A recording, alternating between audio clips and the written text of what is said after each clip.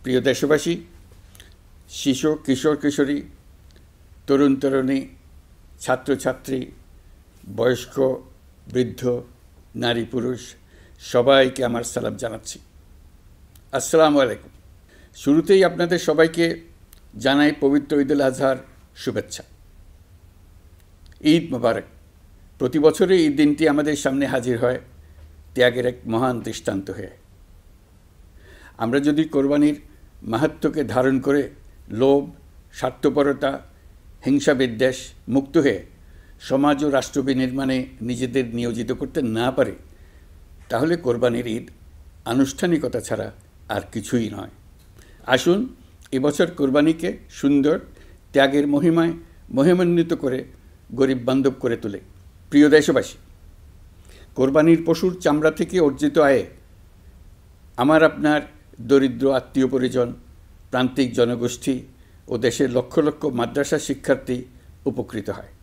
আমাদের গরিব স্বজন ও প্রতিবেশীরা তাদের হক যেন ঠিক বুঝে পায়, সেদিকে আমাদের মনোযোগ দিতে হবে।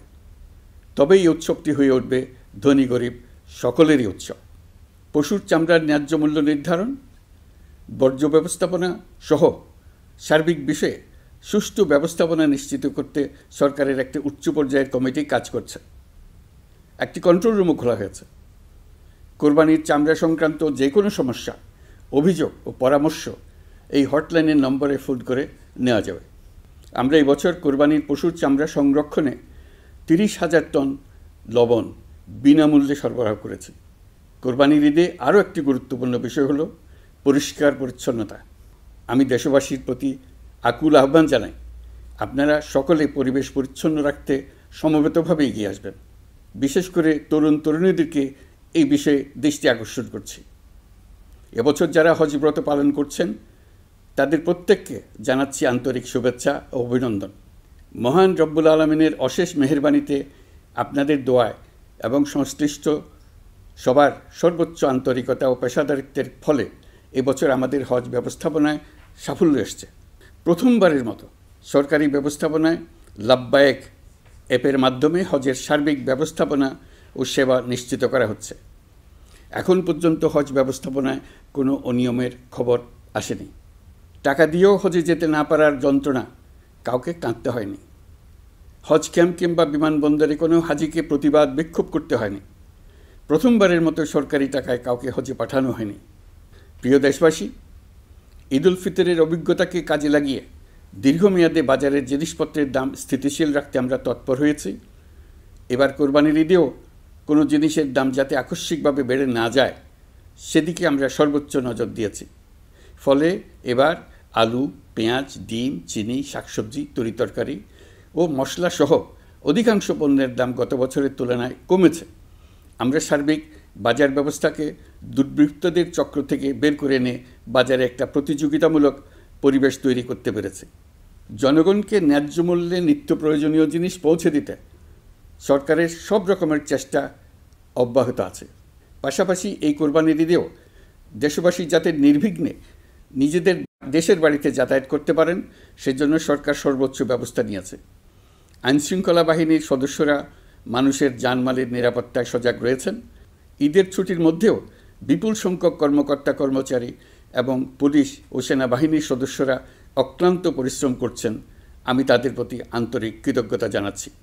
শুধু ঈদের সময় নয়, আগামী দিনে কখনোই বাস, রেল ও বিমান যাত্রায় কোনো ধরনের অনিয়ম যাতে না হয়, সেজন্য সরকার একটি কেন্দ্রীয় অনলাইন টিকেটিং প্ল্যাটফর্ম করতে যাচ্ছে, যেখানে এই একই প্ল্যাটফর্ম থেকেই যাত্রীরা খুব সহজেই বাস, ট্রেন ও ফ্লাইটের টিকিট ক্রয় করতে পারবেন। একই রকমভাবে সব ধরনের সরকারি সেবা যাতে জনগণের দোরগোড়ায় পৌঁছে যায়, সেজন্য নাগরিক সেবা বাংলাদেশ এই নামে একটি সেন্টার পরিচালিত হচ্ছে। দেশের সর্বত্র শহরে, হাটে বাজারে তরুণ তরুণীদের মাধ্যমে বেসরকারি ব্যবস্থাপনায় সার্ভিস সেন্টার স্থাপনের কাজ শুরু করেছে। এটি ঢাকা শহরে কয়েকটি সেবাকেন্দ্রের মাধ্যমে শুরু হয়েছে। প্রশিক্ষণপ্রাপ্ত স্থানীয় তরুণ উদ্যোক্তারা নাগরিক সেবাকেন্দ্র থেকে সাধারণ নাগরিকদের এনআইডি, পাসপোর্ট, লাইসেন্স, পুলিশের কাছে জিডি করা, কর ফাইলিং করা সহ বিভিন্ন সরকারি ডিজিটাল সেবা দেবেন। এর ফলে দালাল চক্রের খপ্পর থেকে মুক্তি পাওয়া যাবে, নানা রকম হয়রানি ও ভোগান্তি কমবে বলে আমরা আশাবাদী। এই প্রজেক্ট শূন্য বাজেটে আমরা শুরু করেছি। দেশের বিদ্যমান অব্যবহৃত সম্পদ ব্যবহার করেই সামনে এগিয়ে চলা সম্ভব, এটাই আমরা বাস্তবে করে দেখার চেষ্টা করছি। আমাদের চেষ্টা হচ্ছে প্রতিটি মন্ত্রণালয় থেকে যতগুলি সেবা এর আওতায় আনা যায় সবগুলোকে নিয়ে আসা। আমরা চেষ্টা করছি যাতে শিশু জন্মগ্রহণ করা মাত্রই তার জন্মসনদ পেয়ে যায়, ওটাই হবে তার নাগরিক স্বীকৃতি এবং রাষ্ট্র কর্তৃক তার দায়িত্ব গ্রহণের অঙ্গীকার। ওইখান থেকেই যাবতীয় সকল সনদ সে তার নাগরিক অধিকার হিসেবে ক্রমাগতভাবে সম্মানের সঙ্গে পেতে থাকবে। এক অফিস থেকে আরেক অফিসে তার দৌড়াতে হবে না, দালালের পেছনে মাসের পর মাস ঘুরতে হবে না। বিদেশ সফরে গেলে সেখানকার প্রবাসী বাংলাদেশিরা প্রায় আমাদেরকে সরকারি সেবা পেতে নানা রকম দুর্ভোগের কথা জানান। প্রবাসীদের জন্য বিদেশে তাদের নিজ নিজ শহরে আমরা বেসরকারি উদ্যোগে পরিচালিত নাগরিক সেবা কেন্দ্র স্থাপনের উদ্যোগ নিচ্ছি। সেখান থেকে তারা পাসপোর্ট নবায়ন, জাতীয় পরিচয়পত্র ইত্যাদি সংগ্রহ করতে পারবেন। এগুলো কঠিন কাজ, এগুলোকে কঠিন করা হয়েছে, কিন্তু এখন সরকারের অভ্যন্তরে সাহসী ও উদ্যোগী সিনিয়র সচিব এবং ডিজিদের সহযোগিতায় অন্তর্বর্তী সরকারের মেয়াদকালে আমরা এটা সমাপ্ত করতে বদ্ধপরিকর। প্রিয় দেশবাসী, আপনারা জানেন ঐতিহাসিক অভ্যুত্থানের পর এই সরকার যখন দায়িত্ব গ্রহণ করে তখন দেশের অর্থনৈতিক অবস্থা ছিল ভয়াবহ। ভয়ঙ্করভাবে যুদ্ধবিধ্বস্ত দেশের অর্থনীতিও এতটা খারাপ থাকে না যতটা খারাপ করে দিয়েছে 16 বছরের লাগামহীন লুটপাটতন্ত্র। আশার বিষয় হচ্ছে শুধু ব্যাংক নয়, প্রত্যেকটি আর্থিক প্রতিষ্ঠান এখন ঘুরে দাঁড়িয়েছে। জনগণের আমানত এখন নিরাপদ। অর্থনীতির অধিকাংশ সূচক ইতিবাচক ধারায় ফিরে এসছে। আমাদের অর্থনীতির ইতিবাচক ধারা বিদেশি বিনিয়োগকারীদেরকেও আকৃষ্ট করছে। বৈদেশিক মুদ্রার রিজার্ভ শূন্যে নেমে যাওয়ার ভয়ে পতিত সরকার বিদেশি ব্যবসায়ীদের আয় নিজ দেশে নিতে দিচ্ছিল না। আমরা সেটা নিরসন করেছি, বৈদেশিক মুদ্রার রিজার্ভকে ইতিবাচক অবস্থায় নিয়ে আসতে পেরেছি। এই অর্থ বছরে আমরা চেষ্টা করেছি এমন একটি বাজেট দিতে যা সত্যিকার অর্থে জনকল্যাণমুখী হয়। দেশের ইতিহাসে প্রথমবারের মতো একটি বাজেট তার আগের বছরের চেয়ে ছোট হয়েছে। প্রবৃত্তিকেন্দ্রিক ধারণা থেকে সরে এসে আমরা চেষ্টা করেছি সামগ্রিক উন্নয়নের ধারণায় জোর দিতে। এই বাজেট প্রথাগত ভৌত অবকাঠামো তৈরির খতিয়ান নয়।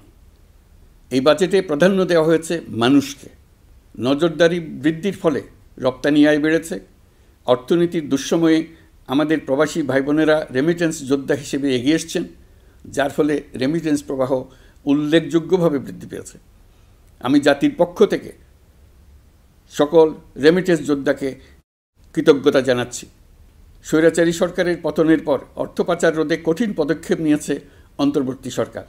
এছাড়া পুরনো আমদানির দায় পরিশোধ হওয়ায় বৈদেশিক মুদ্রার রিজার্ভের উপরও চাপও কমেছে।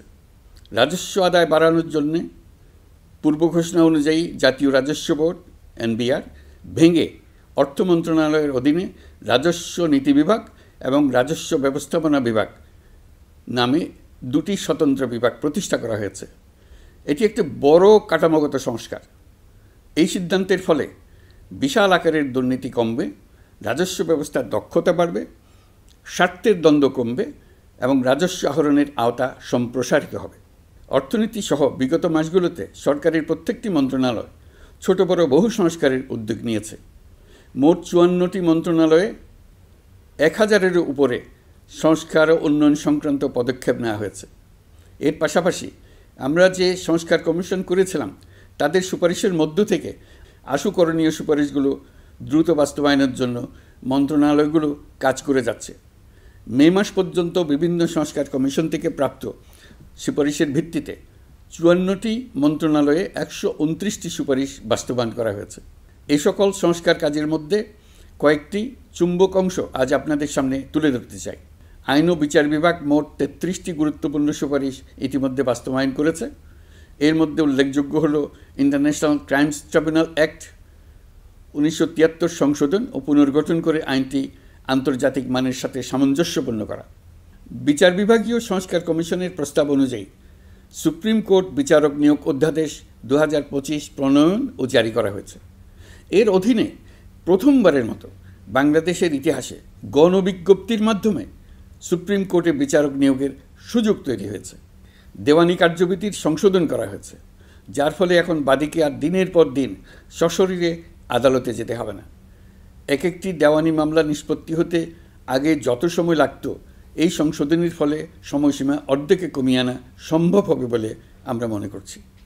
দেশের 1000-এর বেশি অবকাঠামো এবং প্রতিষ্ঠানের নাম পলাতক প্রধানমন্ত্রীর বাবা, মা, ভাই, বোন, আত্মীয় স্বজনের নামে প্রতিষ্ঠিত করা হয়েছিল। তার মধ্যে ছিল সেনানিবাস, বিমানঘাঁটি, নৌবাহিনীর জাহাজ, মেগা সেতু, সড়ক, স্থাপনা, স্কুল, কলেজ, বিশ্ববিদ্যালয়, হাসপাতাল, গবেষণা কেন্দ্র, আরও বহু কিছু। এগুলোর সব নাম পরিবর্তন করা হয়েছে। নারী ও শিশু নির্যাতন দমন আইন সংশোধন করা হয়েছে। প্রবাসী ভাই বোনদের অনেক দিনের দাবির পরিপ্রেক্ষিতে পাওয়ার অফ অ্যাটর্নি বিধিমালা সংশোধন করা হয়েছে। এখন পুরনো পাসপোর্টে নো ভিসা রিকোয়ার্ড স্টিকার থাকলে কিংবা জন্মসনদ থাকলে বিদেশ থেকে পাওয়ার অফ অ্যাটর্নি সম্পাদন করতে পারবে। আগামী 2 মাসের মধ্যে আইনগত সহায়তা কার্যক্রম ব্যাপকভাবে বিস্তার করা হবে। বছরে এখন গড়ে 35,000 মামলা নিষ্পত্তি হয়।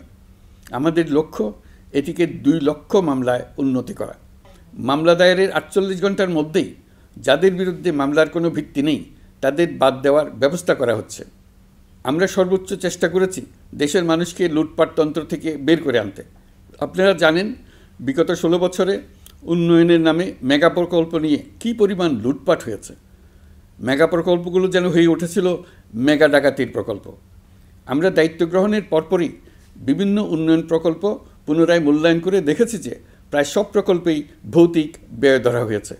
শুধুমাত্র সড়ক, পরিবহন ও মহাসড়ক বিভাগ, সেতু বিভাগ, রেল মন্ত্রণালয়, বিদ্যুৎ বিভাগ, জ্বালানি ও খনিজ সম্পদ বিভাগ, এই 5টি বিভাগে ব্যয় সংকোচ করা হয়েছে 46,308 কোটি টাকা।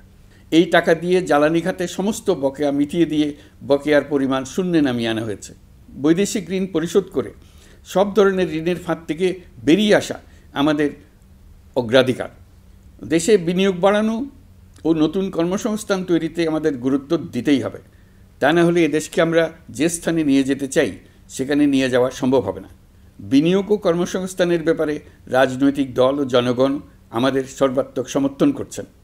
সকলের মধ্যে ব্যাপক আগ্রহ, কৌতূহল আমাদের অনুপ্রেরণা যোগাচ্ছে।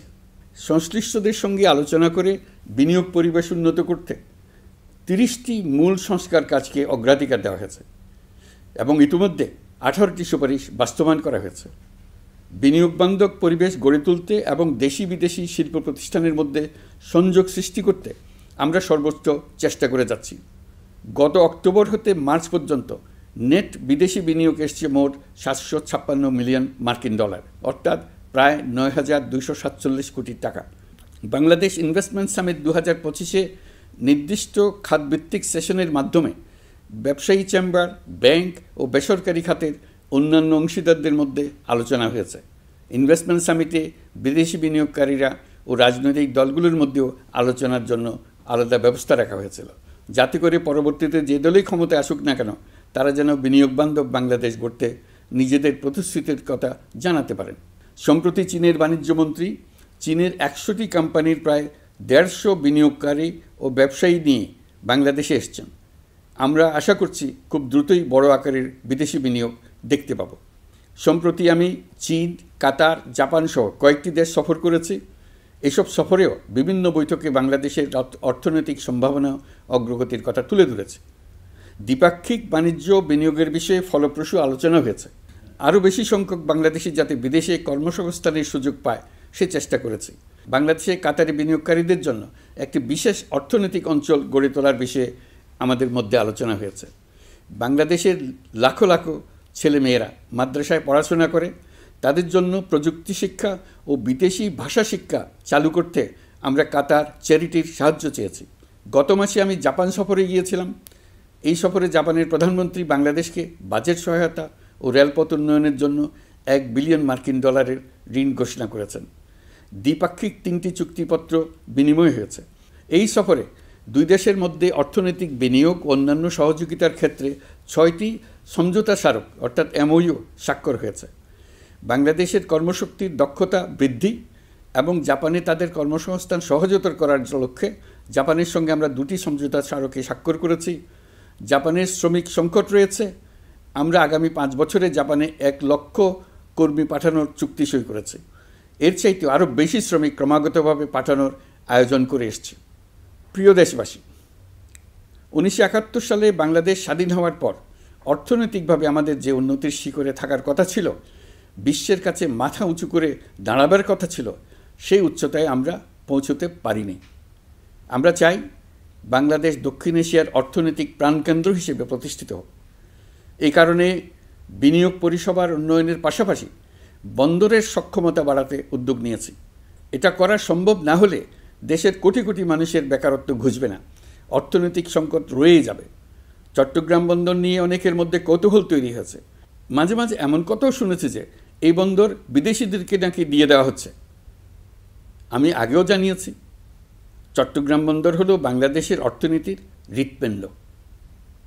বর্তমানে এই হৃৎপিণ্ড অতি দুর্বল।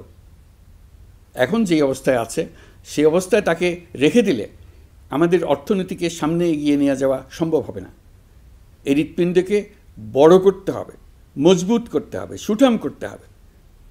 তা করতে হলে বহু উদ্যোগ গ্রহণ করতে হবে, অভিজ্ঞদের সাহায্য লাগবে। আমরা যাদের সঙ্গে যোগাযোগ করেছি তারা বন্দর ব্যবস্থাপনায় বিশ্বের সেরা, সবচেয়ে অভিজ্ঞ। তারা ইউরোপ, কানাডা, অস্ট্রেলিয়া, চীন, দক্ষিণ কোরিয়া, ভারত, পাকিস্তান, তুরস্ক, মধ্যপ্রাচ্য ও আফ্রিকা সহ বিশ্বজুড়ে বন্দর পরিচালনা করে। তাদের কাজ বন্দর ব্যবস্থাপনা। আমাদের লক্ষ্য হলো বন্দর ব্যবস্থাপনার কাজ যত তাড়াতাড়ি সম্ভব তাদের কাছ থেকে শিখে নেওয়া। আমি গ্যারান্টি দিয়ে বলতে পারি, যদি 31 সালের মধ্যে আমরা বন্দরের কাজ শিখে ফেলি, এর পরবর্তী 5 বছরে অর্থাৎ 36 সালের মধ্যে পৃথিবীর যত দেশে যত বন্দর এই কোম্পানিগুলো চালায় তাদের বহু বন্দর এই বাংলাদেশিরাই পরিচালনা করবে। আপনারা যে বন্দরেই পা দেবেন দেখবেন সেখানে বাংলাদেশিরা আছেন। বহু লোকের কর্মসংস্থান হবে, বহু লোকের উপরে ওঠার সুযোগ হবে। তাদের নিজেদের প্রয়োজনেই তারা আমাদের চাকরি দেবে। আগে যে কোনো জাহাজে চড়লে দেখতাম জাহাজের নাবিক চট্টগ্রামের কিংবা সিলেটের। বন্দরের কাজ একবার শিখে নিতে পারলে ভবিষ্যতে আমরা যে বন্দরে যাব না কেন দেখব সেখানে চট্টগ্রাম, নোয়াখালী, সিলেট আর বরিশালের লোক, বাংলাদেশের লোক। আমাদের বন্দর যদি আধুনিক হয় তা শুধু বাংলাদেশের অর্থনীতিতেই ভূমিকা রাখবে না, বরং আমরা নেপাল, ভুটান সহ পার্শ্ববর্তী সকল দেশের অর্থনীতিতে ইতিবাচক ভূমিকা রাখতে সক্ষম হব। এই বন্দরই হবে অঞ্চলের অর্থনীতির সমৃদ্ধির চাবিকাঠি। কুমিরা থেকে টেকনাফ পর্যন্ত নানা বন্দরের কর্মচাঞ্চল্যে সমগ্র উপকূল অঞ্চল দক্ষিণ এশিয়ার একটি গুরুত্বপূর্ণ অর্থনৈতিক প্রাণকেন্দ্র হিসেবে প্রতিষ্ঠিত হবে। এই পুরো অঞ্চলে অনেকগুলো শিল্পাঞ্চল গড়ে উঠবে শুধু সমুদ্রের সান্নিধ্য এবং তার ব্যবহারের দক্ষতার কারণে। তার সঙ্গে গড়ে উঠবে আরেকটি নতুন শিল্প, আধুনিক পদ্ধতিতে সমুদ্রে মাছ পালন, আহরণ ও প্রক্রিয়াজাতকরণের শিল্প। এটি আরেকটি নতুন জগৎ সৃষ্টি করবে। এই ব্যাপারে আমরা আমাদের বন্ধু দেশগুলোর সঙ্গে আলোচনা শুরু করেছি এবং তারা উৎসাহ সহকারে সাড়া দিয়েছেন। বন্দর ব্যবস্থাপনার জন্য আমরা যাদেরকে আনছি তারা পৃথিবীর যেসব দেশে কাজ করে সেসব কোনো দেশেরই সার্বভৌমত্ব, জাতীয় নিরাপত্তা হুমকির মুখে পড়েনি।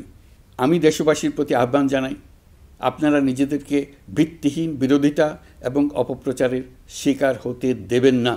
অন্তর্বর্তীকালীন সরকারের বন্দর ব্যবস্থাপনার উদ্যোগে আপনাদের দৃঢ় সমর্থন অব্যাহত রাখুন। যারা বিরোধিতা করছে তাদের প্রতিহত করুন। আপনারা জানেন আমাদের দেশে এখন 12 লক্ষ রোহিঙ্গা বসবাস করছে। প্রায় 1 লাখ রোহিঙ্গা এসছে 2023 সাল থেকে 2024 সালের সেপ্টেম্বর সময়কালে, যখন রাখাইন রাজ্যে ব্যাপক যুদ্ধাবস্থা বিরাজ করছিল। সেখানে চলমান সংঘাত ও মানবিক পরিস্থিতির কারণে এখনও অনেকে আসতে চেষ্টা করছেন। রোহিঙ্গাদের বাংলাদেশে আসা বন্ধ করতে এবং যারা ইতিমধ্যে বাংলাদেশে অবস্থান করছেন তাদের প্রত্যাবাসনের জন্য আমরা উদ্যোগ নিয়েছি। আমরা যখন দায়িত্ব গ্রহণ করেছিলাম তখন রোহিঙ্গা ইস্যুটিকে প্রায় মৃত অবস্থায় পেয়েছিলাম। আন্তর্জাতিক এজেন্ডা থেকে ইস্যুটি ঝরে পড়েছিল। সেই অবস্থা থেকে আমরা ইস্যুটিকে বিশ্ববাসীর দৃষ্টির সম্মুখভাবে নিয়ে আসতে পেরেছি। আমি গত বছর সেপ্টেম্বর মাসে জাতিসংঘ সাধারণ পরিষদে রোহিঙ্গা বিষয়ক একটি আন্তর্জাতিক সম্মেলন অনুষ্ঠানের আহ্বান জানিয়েছিলাম। আপনারা জেনে খুশি হবেন, জাতিসংঘের সকল সদস্য রাষ্ট্র এই বিষয়ে একমত হয়েছেন এবং তারা একটি উচ্চ পর্যায়ের আন্তর্জাতিক সম্মেলন আয়োজনের সিদ্ধান্ত নিয়েছে। এই বছর সেপ্টেম্বর মাসে যুক্তরাষ্ট্রের নিউ ইয়র্কে এই সম্মেলনটি অনুষ্ঠিত হবে। একই সাথে রোহিঙ্গাদের প্রত্যাবাসনের জন্য আমরা আন্তর্জাতিক জনমত গঠন করতে পেরেছি। গত মার্চ মাসে বাংলাদেশ সফরে এসে জাতিসংঘের মহাসচিব অ্যান্টোনিও গুতেরেস পরিষ্কারভাবে ঘোষণা করেছেন যে মিয়ানমারের প্রত্যাবাসনই রোহিঙ্গা সমস্যার একমাত্র সমাধান। প্রত্যাবাসনের বিষয়ে আরেকটি বড় অগ্রগতি হচ্ছে মিয়ানমার সরকার কর্তৃক প্রত্যাবাসনযোগ্য রোহিঙ্গাদের সর্বপ্রথম তালিকা ঘোষণা। গত এপ্রিল মাসে ব্যাংককে বিমস্টেক সম্মেলনের সাইডলাইনে আলোচনার সময় মিয়ানমার সরকার প্রথমবারের মতো 1,80,000 রোহিঙ্গা প্রত্যাবাসনযোগ্য বলে ঘোষণা করেছে। রোহিঙ্গাদের প্রত্যাবাসনে ও আমাদের সীমান্তের নিরাপত্তা নিশ্চিত করতে মিয়ানমারের সরকার সহ সেখানকার বিদ্রোহী গোষ্ঠীর সাথে আনুষ্ঠানিক ও অনানুষ্ঠানিক যোগাযোগ রাখা হচ্ছে। আমরা যত দেশেই সফর করেছি সব দেশেই রোহিঙ্গা সংকট মোকাবেলায় রাষ্ট্রীয় নেতা ও সরকারের প্রতিনিধিদের সঙ্গে আলোচনা করেছি, তাদের সহযোগিতা চেয়েছে। তারা ইতিবাচকভাবে আমাদের আহ্বানে সাড়া দিয়েছেন। জাতিসংঘের মহাসচিব গত মার্চ মাসে ঢাকা সফরকালে রাখাইন রাজ্যে মানবিক বিপর্যয়ের মোকাবেলার জন্য একটি ত্রাণ চ্যানেলের প্রস্তাব করেছিলেন। তিনি বলেছিলেন এই প্রস্তাবটি রোহিঙ্গাদের প্রত্যাবাসনে সহায়ক হবে। বিষয়টি প্রস্তাব পর্যায়ে রয়ে গেছে। আমরা লক্ষ্য করেছি রাখাইনের জন্য বাংলাদেশ করিডোর দিয়ে দিয়েছে বলে একটা অপপ্রচার চালানো হচ্ছে। আমি সুস্পষ্টভাবে বলছি, এটা সর্বৈব মিথ্যা। এটা চিলে কান নিয়ে যাওয়ার গল্প।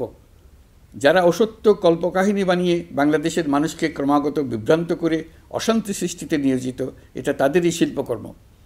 আপনারা এ বিষয়ে হুঁশিয়ার থাকবেন, কোনোভাবেই বিভ্রান্ত হবেন না। এসব অপপ্রচার সত্ত্বেও আমরা লক্ষ্যচ্যুত হব না।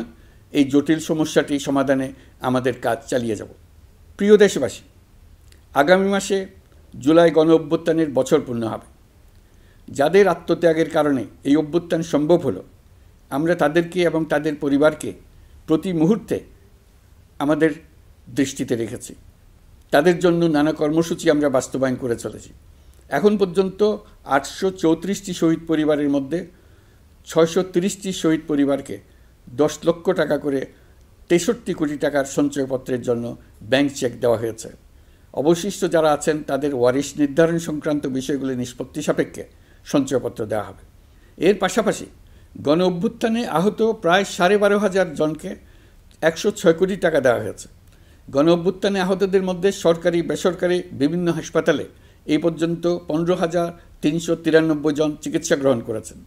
স্বাস্থ্যসেবা বিভাগের মাধ্যমে 40 জন আর মুক্তিযুদ্ধ বিষয়ক মন্ত্রণালয়ের মাধ্যমে 11 জনকে উন্নত চিকিৎসার জন্য সিঙ্গাপুর, থাইল্যান্ড ও রাশিয়া পাঠানো হয়েছে। তাদের চিকিৎসা বাবদ এই পর্যন্ত সরকার 61 কোটি টাকা ব্যয় করেছে এবং এই ব্যয় অব্যাহত আছে। আরও 28 জন জুলাই যোদ্ধাকে উন্নত চিকিৎসার জন্য সিঙ্গাপুর, থাইল্যান্ড ও তুরস্কে পাঠানোর প্রক্রিয়া চলছে। এখন পর্যন্ত বিভিন্ন হাসপাতালে চিকিৎসাধীনদের যুক্তরাজ্য, যুক্তরাষ্ট্র, ফ্রান্স, সিঙ্গাপুর, থাইল্যান্ড, চীন, মালয়েশিয়া ও নেপাল থেকে 26 জন বিশেষজ্ঞ চিকিৎসক এসে বিনামূল্যে চিকিৎসা দিয়েছেন। এই চিকিৎসকবৃন্দ শুধু যাতায়াত খরচ গ্রহণ করেছেন, এর বেশি কিছু তারা গ্রহণ করতে চান নাই। আমরা তাদের প্রতি কৃতজ্ঞ। এই পর্যন্ত শহীদ পরিবারগুলোকে সঞ্চয়পত্র প্রদান, আহত ব্যক্তিদের চিকিৎসা ও চেক প্রদান বাবদ সরকার মোট 285 কোটি টাকা ব্যয় করেছে। প্রিয় দেশবাসী, আমি শুরু থেকেই বলেছি, পতিত স্বৈরাচার বাংলাদেশকে যেভাবে ধ্বংসস্তূপ বানিয়েছে, সেখান থেকে নতুন করে যাত্রা শুরু করতে হলে ন্যূনতম 3টি আবশ্যিক কাজ সম্পন্ন করতে হবে। প্রথমত, বিচার ও জবাবদিহিতা প্রতিষ্ঠার উদ্যোগ দৃশ্যমান করে তোলা। দ্বিতীয়ত, রাষ্ট্রের গণতান্ত্রিক পুনর্গঠন ও প্রাতিষ্ঠানিক কাঠামোর সংস্কার সাধনে প্রয়োজনীয় ঐক্যমত ও পথনকশা তৈরি করা। তৃতীয়ত, একটি অবাধ, সুষ্ঠু ও শান্তিপূর্ণ নির্বাচন আয়োজন করে ক্ষমতা হস্তান্তরের গণতান্ত্রিক প্রক্রিয়া সম্পন্ন করা। এই লক্ষ্যে ধ্বংসপ্রাপ্ত নির্বাচন ব্যবস্থাকে স্থায়ীভাবে সংস্কার করা। এই 3টি ম্যান্ডেট হচ্ছে দেশবাসীর সাথে আমাদের চুক্তি। 24-এর শহীদের রক্তে ভেজা এই চুক্তি আপনাদের সার্বিক সমর্থন, আস্থা ও সহযোগিতা নিয়ে এবং পতিত শক্তি ও তার দোসরদের সৃষ্ট সকল বাধা বিপত্তিকে পরাভূত করে আমরা সম্মিলিতভাবে বাস্তবায়ন করতে সক্ষম হব বলে আমার দৃঢ় বিশ্বাস। গত বছর জুলাই আগস্ট মাসে সংঘটিত হত্যাযজ্ঞ সহ বিগত 16 বছরের গুম খুন নির্যাতনের সত্য উদ্ঘাটন এবং আর্থিক খাতের সীমাহীন দুর্নীতি, অনিয়ম ও অপরাধের বিচার প্রক্রিয়া আমরা শুরু করেছি। মানবতা বিরোধী অপরাধের বিচারের জন্য আন্তর্জাতিক অপরাধ ট্রাইব্যুনাল গঠনের পর প্রসিকিউশন টিম গঠন ও তদন্ত কর্মকর্তা নিয়োগের পাশাপাশি বিচারিক কার্যক্রম পরিচালনা প্রক্রিয়াধীন ছিল। যত দ্রুত সম্ভব বিচার কাজ শুরুর ব্যাপারে আমরা আশাবাদী ছিলাম। আপনারা জানেন, জুলাইয়ে সংঘটিত হত্যাযজ্ঞের বিচার ইতিমধ্যে শুরু হয়ে গেছে। বিচার কাজ যেন দ্রুত গতিতে সম্পন্ন হয় সেজন্য সরকারের পক্ষ থেকে যত রকম সহযোগিতা প্রয়োজন আমরা তা দিচ্ছি। বিচারের জন্য আন্তর্জাতিক অপরাধ ট্রাইব্যুনালের এজলাস কক্ষ ডিজিটাল প্রযুক্তিতে সমৃদ্ধ করা হয়েছে। ইতিহাসে প্রথমবারের মতো কোনো বিচার পর্ব আদালতের অনুমতিক্রমে সরাসরি কিংবা রেকর্ডকৃত পদ্ধতিতে গণমাধ্যমে প্রচারিত হচ্ছে। আমরা বিশ্বাস করি এতে করে বিচার বিভাগের প্রতি মানুষের আস্থা বাড়বে, বিচার নিয়ে অপপ্রচার বন্ধ হবে। প্রসিকিউশন বলছে, বিগত সরকার পতনের পর তাদের আজ্ঞাবহ ব্যক্তিরা বিভিন্ন গুরুত্বপূর্ণ সাক্ষ্য প্রমাণ বিনষ্ট করার চেষ্টা করেছে। থানা, হাসপাতাল সহ গুরুত্বপূর্ণ স্থানের দলিলপত্র পুড়িয়ে বা লুকিয়ে নষ্ট করার চেষ্টা করা হয়েছে। বিভিন্ন অপরাধমূলক স্থাপনার আকার আকৃতি, দেয়াল ইত্যাদি ভেঙে এবং বিকৃত করে প্রমাণ লুকানোর চেষ্টা করা হয়েছে। বিভিন্ন ডিজিটাল এভিডেন্স যেমন ভিডিও, অডিও, ইন্টারনেট ডেটা যেগুলো ডিলিট বা ধ্বংস করার চেষ্টা করা হয়েছে, তদন্ত কর্মকর্তারা সর্বাধুনিক প্রযুক্তি ব্যবহার করে সেগুলো রিকভার এবং রেস্টোর করার কাজ করছেন। এই কাজে আমরা দেশবাসীর কাছেও সহযোগিতা কামনা করছি। স্বৈরাচারী সরকারের আমলে গত 16 বছরে রাজনৈতিক ভিন্নমত দমনের জন্য বিপুল সংখ্যক মানুষকে গুম করা হয়েছিল। এই মানুষগুলোকে এমন সব বন্দিশালায় আটকে রাখা হয়েছিল যাদের কোনোটির আয়তন ছিল মাত্র 3 ফিট বাই 3 ফিট। গুমের ঘটনা তদন্ত ও এই ভয়াবহ অপরাধের সঙ্গে যারা জড়িত তাদের বিচারের জন্য একটি স্বাধীন গুম সংক্রান্ত কমিশন নিরলসভাবে কাজ করে যাচ্ছে। তারা গুমের এমন রোমহর্ষক ঘটনা আবিষ্কার করেছে যা নিষ্ঠুরতার চূড়ান্ত সীমা ছাড়িয়ে গেছে। মানুষকে পেট কেটে সিমেন্টের বস্তা ঢুকিয়ে নদীতে ডুবিয়ে দেওয়া হতো, ইঞ্জেকশন দিয়ে অজ্ঞান করে জ্বলন্ত ইটভাটায় নিক্ষেপ করা হতো, ট্রেন ও গাড়ির নিচে ছুঁড়ে ফেলা হতো। কমিশন এখন পর্যন্ত 2টি অন্তর্বর্তীকালীন প্রতিবেদন জমা দিয়েছে। তারা এখনও প্রতিনিয়ত নতুন অভিযোগ পাচ্ছে। ইতিমধ্যে গুমের তদন্ত কার্যক্রমের জন্য ঢাকা শহরের 3টি, চাঁপাইনবাবগঞ্জ ও বগুড়া জেলায় 3টি গুমের কেন্দ্র পরিদর্শন ও সাক্ষ্য গ্রহণ করা হয়েছে। তদন্ত কাজে মানুষের সম্পৃক্ততা বাড়াতে বিশ্ববিদ্যালয়, মাদ্রাসা পর্যায়ে গণশুনানি গ্রহণ করা হয়েছে। মোট 8 শতাধিক শিক্ষার্থী, শিক্ষক, সাধারণ মানুষ গণশুনানিতে অংশ নিয়েছেন। গুম সংক্রান্ত বেশ কিছু অভিযোগ ইতিমধ্যে আন্তর্জাতিক অপরাধ ট্রাইব্যুনালের তদন্ত সংস্থার কাছে জমা হয়েছে। এছাড়াও এই সংক্রান্ত একটা আইন প্রণয়নের কাজ প্রায় শেষ পর্যায়ে আছে।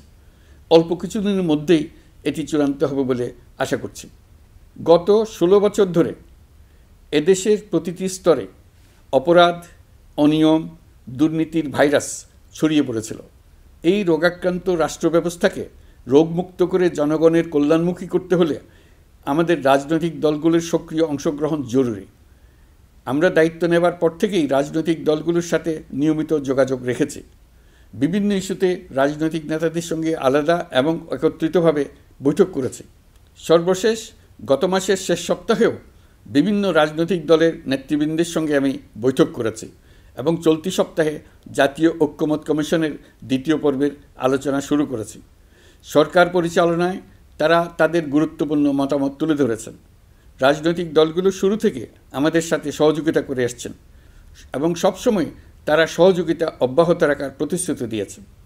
প্রিয় দেশবাসী, আপনাদের নিশ্চয় মনে আছে জুলাই গণঅভ্যুত্থানে নেতৃত্ব অংশ নেওয়া শিক্ষার্থীরা একটি জুলাই ঘোষণাপত্র দেওয়ার কথা জানিয়েছিল। তারা আমাকেও সেখানে আমন্ত্রণ জানায়। আমি বলেছিলাম দেশের সকল রাজনৈতিক ব্যক্তিবর্গ, নাগরিক সমাজের প্রতিনিধি সহ অন্যদের সঙ্গে নিয়ে সকলে মিলে এই ঘোষণাপত্র দেওয়া ভালো হবে। এর পাশাপাশি আগামী জুলাই মাসেই সকল রাজনৈতিক দলের ঐকমত্যের ভিত্তিতে একটি জুলাই সনদ প্রস্তুত করে আমরা জাতির সামনে উপস্থাপন করতে পারব বলে আশা করছি। এই জুলাই সনদ হলো একটি প্রতিশ্রুতি, একটি জনকল্যাণমুখী রাষ্ট্র নির্মাণের জন্য সংস্কার কমিশন যে প্রস্তাবগুলো দিয়েছে সেগুলোর মধ্য থেকে রাজনৈতিক দলগুলো যে কয়টিতে একমত হয়েছে তার তালিকা থাকবে এই সনদে। জুলাই সনদে স্বাক্ষর করে তারা জাতির কাছে সেগুলো বাস্তবায়নের অঙ্গীকার করবে। জুলাই সনদ অনুযায়ী আশু করণীয় সংস্কার কাজগুলো আমরা বাস্তবায়ন করতে প্রতিজ্ঞাবদ্ধ। বাকি অংশের বেশ কিছু কাজও আমরা শুরু করে যেতে চাই। আশা করি অবশিষ্ট অংশ পরবর্তীতে নির্বাচিত সরকারের মাধ্যমে বাস্তবায়ন অব্যাহত থাকবে। প্রাতিষ্ঠানিক সংস্কারের দৃঢ় প্রতিশ্রুতি বাস্তবায়নে আমাদেরকে দৃঢ়ভাবে এবং ঐক্যবদ্ধভাবে এগিয়ে যেতে হবে। এর কোনো বিকল্প নেই। এর বাস্তবায়নের মাধ্যমে পুরো বিশ্বের কাছে দেশের নতুন ঐক্যবদ্ধ ভাবমূর্তি তুলে ধরা যাবে। বিশ্বব্যাপী সবার কাছে জাতি হিসেবে বাংলাদেশের শক্তি সম্পর্কে স্পষ্ট ধারণা তৈরি হবে। ঐকমত্য কমিশন গঠন করা আমাদের একটি দুঃসাহসিক উদ্যোগ ছিল। অন্য কোনো দেশে এমন কোনো নজির নেই। এর মাধ্যমে আমরা জাতি হিসেবে রাজনৈতিক গভীরতার সন্ধান পেয়েছি। রাজনৈতিক ঐক্যে পৌঁছার জন্য ঐকমত্য কমিশনের সঙ্গে সকল দলের দলগত প্রস্তুতি, ঘণ্টার পর ঘণ্টা কমিশনের সঙ্গে ঐকান্তিক আলোচনা, জাতীয় লাইভ টেলিভিশনের সামনে সকল দলের ঐকমত্যে পৌঁছার একান্ত প্রয়াস আমাদের রাজনৈতিক ইতিহাসে স্মরণীয় হয়ে থাকবে। এই কমিশনের চেয়ারম্যান হিসেবে আমি সকল রাজনৈতিক দলের কাছে তাদের সীমাহীন ধৈর্য এবং কমিশনের প্রতি তাদের সহযোগিতা এবং সৌজন্য প্রকাশের জন্য জাতির পক্ষ থেকে ধন্যবাদ জানাচ্ছি। আশা করি আমাদের অসমাপ্ত কাজ সমাপ্ত করে শিগগিরই পূর্ণাঙ্গ জুলাই সনদ তৈরি করে জাতির জন্য একটা নতুন পথ নির্দেশনা রেখে যেতে পারব। এই কমিশনের অভিজ্ঞতার মাধ্যমে দেশের যে নতুন রাজনৈতিক সংস্কৃতি গড়ে ওঠার সম্ভাবনা দেখা দিয়েছে, আগামী নির্বাচনের মাধ্যমে যদি সেটা বিকাশমানভাবে স্থায়ী রূপ দিতে পারি তাহলে আমরা ভবিষ্যতের সকল রাজনৈতিক সংকট মোকাবেলা করতে সক্ষম হব।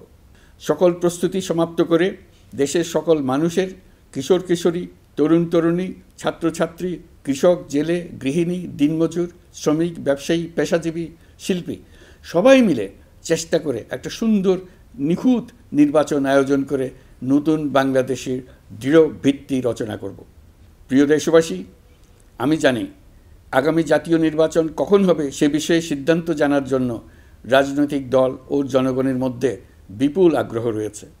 আমি বারবার বলেছি এই নির্বাচন ডিসেম্বর থেকে আগামী বছরের জুনের মধ্যে অনুষ্ঠিত হবে। এই সময়ের মধ্যে দেশের নির্বাচন উপযোগী পরিবেশ সৃষ্টির জন্য যা যা করা দরকার সরকার তাই করছে। এখানে মনে রাখা জরুরি, বাংলাদেশ স্বাধীনতার পর থেকে যতবার গভীর সংকটে নিমজ্জিত হয়েছে তার সবগুলোরই প্রধান কারণ ছিল ত্রুটিপূর্ণ নির্বাচন। ত্রুটিপূর্ণ নির্বাচন প্রক্রিয়ায় বারবার ক্ষমতা কক্ষিগত করার মধ্য দিয়ে একটি রাজনৈতিক দল বর্বর ফ্যাসিস্টে পরিণত হয়েছিল। এই ধরনের নির্বাচন যারা আয়োজন করে তারা জাতির কাছে অপরাধী হিসেবে চিহ্নিত হয়ে যায়। এমন নির্বাচনের মধ্য দিয়ে যে দল ক্ষমতায় আসে তারাও জনগণের কাছে ঘৃণিত হয়ে থাকে। এই সরকারের একটি বড় দায়িত্ব হলো একটি পরিচ্ছন্ন, উৎসবমুখর, শান্তিপূর্ণ, বিপুলভাবে অংশগ্রহণের পরিবেশে একটি নির্বাচন অনুষ্ঠান করা, এমন একটি নির্বাচন আয়োজন করা যাতে করে দেশ ভবিষ্যতে নতুন সংকটে না পড়ে। এই জন্য সবচেয়ে বেশি গুরুত্বপূর্ণ হলো প্রাতিষ্ঠানিক সংস্কার। যেই প্রতিষ্ঠানগুলো নির্বাচনের সঙ্গে সরাসরি জড়িত সেগুলোতে যদি সুশাসন নিশ্চিত করা না যায় তাহলে ছাত্র জনতার সকল আত্মত্যাগ বিফলে যাবে। সংস্কার, বিচার, নির্বাচন এই তিনটি ম্যান্ডেটের ভিত্তিতে আমরা দায়িত্ব গ্রহণ করেছিলাম। সেই বিবেচনায় আগামী রোজার ঈদের মধ্যে সংস্কার ও বিচারের বিষয়ে আমরা একটি গ্রহণযোগ্য জায়গায় পৌঁছতে পারব বলে বিশ্বাস করি। বিশেষ করে মানবতাবিরোধী অপরাধের বিচার, যা কিনা জুলাই গণ অভ্যুত্থানের শহীদদের প্রতি আমাদের সম্মিলিত দায়, সেই বিষয়ে আমরা দৃশ্যমান অগ্রগতি দেখতে পারব। এতে আমাদের উপর আপনাদের অর্পিত ম্যান্ডেট ন্যূনতম হলেও বাস্তবায়ন করে যেতে পারব। সেই বিবেচনায় ও ইতিহাসে সবচেয়ে অবাধ, সুষ্ঠু, প্রতিদ্বন্দ্বিতামূলক ও গ্রহণযোগ্য নির্বাচন আয়োজনের জন্য সকল পক্ষের সঙ্গে আমরা আলোচনা করেছি। পাশাপাশি বিচার, সংস্কার ও নির্বাচন সংক্রান্ত চলমান সংস্কার কার্যক্রম পর্যালোচনা করে আমি আজ দেশবাসীর কাছে ঘোষণা করছি যে আগামী জাতীয় নির্বাচন 2026 সালের এপ্রিলের প্রথমার্ধের যে কোনো একটি দিনে অনুষ্ঠিত হবে। এই ঘোষণার ভিত্তিতে নির্বাচন কমিশন উপযুক্ত সময়ে আপনাদের কাছে নির্বাচনের বিস্তারিত রোডম্যাপ প্রদান করবে। আমরা এমন নির্বাচন চাই যা দেখে অভ্যুত্থানের শহীদদের আত্মা তৃপ্তি পাবে, তাদের আত্মা শান্তি পাবে। আমরা চাই আগামী নির্বাচনে সবচেয়ে বেশি ভোটার, সবচেয়ে বেশি প্রার্থী ও দল অংশ নেক। এটা সবচেয়ে অবাধ, সুষ্ঠু ও নিরপেক্ষ নির্বাচন হিসেবে জাতির কাছে স্মরণীয় হয়ে থাকুক। ১.৫ যুগ পরে দেশে সত্যিকারের একটি জনপ্রতিনিধিত্বশীল সংসদ গঠিত হবে। বিপুল তরুণ গোষ্ঠী এবার জীবনে প্রথম ভোট দেওয়ার সুযোগ পাবে। এসব লক্ষ্যে প্রয়োজনীয় সকল পদক্ষেপ নেওয়ার জন্য আমরা জাতির কাছে অঙ্গীকারবদ্ধ। আমি দেশবাসীর প্রতি আহ্বান জানাই, আপনারা সকল রাজনৈতিক দল এবং আপনাদের এলাকার প্রার্থীদের কাছ থেকে সুনির্দিষ্ট অঙ্গীকার আদায় করে নেবেন, যেন আগামী সংসদের প্রথম অধিবেশনেই যেসব সংস্কারের প্রশ্নে ঐকমত্য অর্জিত হয়েছে তা কোনো প্রকার কাটাছেঁড়া ছাড়াই যেন তারা অনুমোদন করেন। আপনারা ওয়াদা আদায় করে নেবেন যে তারা বাংলাদেশের স্বাধীনতা, সার্বভৌমত্ব, আঞ্চলিক অখণ্ডতা এবং জাতীয় মর্যাদার প্রশ্নে কখনো কোনো প্রকার আপোষ করবেন না এবং দেশের বাইরের কোনো শক্তির কাছে দেশের স্বার্থ বিকিয়ে দেবেন না। আপনারা তাদের কাছে সুনির্দিষ্ট প্রতিশ্রুতি আদায় করে নেবেন এই মর্মে যে তারা কখনোই কোনো অবস্থাতেই আপনাদের গণতান্ত্রিক অধিকার ও মানবিক মর্যাদার ক্ষুণ্ণ করবেন না। আপনারা তাদের কাছে অঙ্গীকার আদায় করে নেবেন যে তারা সম্পূর্ণ সততা ও স্বচ্ছতার সাথে দেশ পরিচালনা করবেন এবং সকল প্রকার দুর্নীতি, দলীয়করণ, টেন্ডারবাজি, সিন্ডিকেটবাজি, চাঁদাবাজি, সন্ত্রাসী কর্মকাণ্ড ইত্যাদি গণবিরোধী কাজ থেকে নিজেদেরকে সম্পূর্ণভাবে মুক্ত রাখবেন। আমি আপনাদের আবারও স্মরণ করিয়ে দিতে চাই যে এবারের নির্বাচন শুধু শান্তিপূর্ণ নির্বাচন করার বিষয় নয়, এটা ছাত্র জনতার অভ্যুত্থানের আকাঙ্ক্ষা নতুন বাংলাদেশ গড়ার নির্বাচন। এই নির্বাচনে পরিচিত দলগুলিই থাকবে, তাদের পরিচিত মার্কাগুলিই থাকবে, কিন্তু ভোটারকে বের করে আনতে হবে যে এই মার্কার পেছনে আপনার কাছে ভোট প্রার্থীরা কে কতটুকু নতুন বাংলাদেশ গড়ার জন্য প্রস্তুত, কে কতটা প্রতিজ্ঞাবদ্ধ। আমরা যারা এই নির্বাচনে ভোটার হব তারা অত্যন্ত সৌভাগ্যবান এবং সৌভাগ্যবতী। আমরা একটা অনন্য ঐতিহাসিক ভূমিকা পালনের সুযোগ ও দায়িত্ব পাচ্ছি। আমরা জাতির নতুন যাত্রাপথ তৈরি করে দেওয়ার দায়িত্ব পাচ্ছি। আমরা নতুন রাজনৈতিক সংস্কৃতি সৃষ্টির মহান সুযোগটা পাচ্ছি। আমাদের সুচিন্তিত ভোটের মাধ্যমেই নতুন বাংলাদেশ নির্মিত হবে। শহীদদের রক্তদান সার্থক হবে। আশা করি বিষয়টা নিয়ে চিন্তাভাবনা করেই সবাই ভোট কেন্দ্রে যাব এবং দৃঢ়প্রত্যয়ে ভোট দেব। এখন থেকে ভাবনা চিন্তা শুরু করুন, আলোচনা শুরু করুন। এখন থেকে আপনাদের ভোটের গুরুত্বটা বুঝে নিন। আপনার এবারের ভোটের গুরুত্ব ঐতিহাসিক মানদণ্ডে দেখা হবে। প্রিয় দেশবাসী, আমাদের সবসময় মনে রাখতে হবে পতিত ফ্যাসিবাদ ও তার দেশি বিদেশি দোসররা নতুন বাংলাদেশ গড়ার সম্মিলিত প্রচেষ্টাকে পদে পদে বাধাগ্রস্ত করার চেষ্টা চালিয়ে যাচ্ছে। তারা নানামুখী অপপ্রচারে লিপ্ত। তারা সবসময় চাইবে জুলাই অভ্যুত্থানের মাধ্যমে তৈরি হওয়া জাতীয় ঐক্যের শক্তিকে পরাভূত করতে, গণতান্ত্রিক আকাঙ্ক্ষা বাস্তবায়নের প্রচেষ্টাকে লাইনচ্যুত করতে এবং বাংলাদেশকে পুনরায় করায়ত্ত করতে। আমি আগেও বলেছি, আজ আবারও বলছি, আমরা একটা যুদ্ধ অবস্থায় আছি। এখন আমাদের একতাবদ্ধ থাকতে হবে যে কোনো মূল্যে।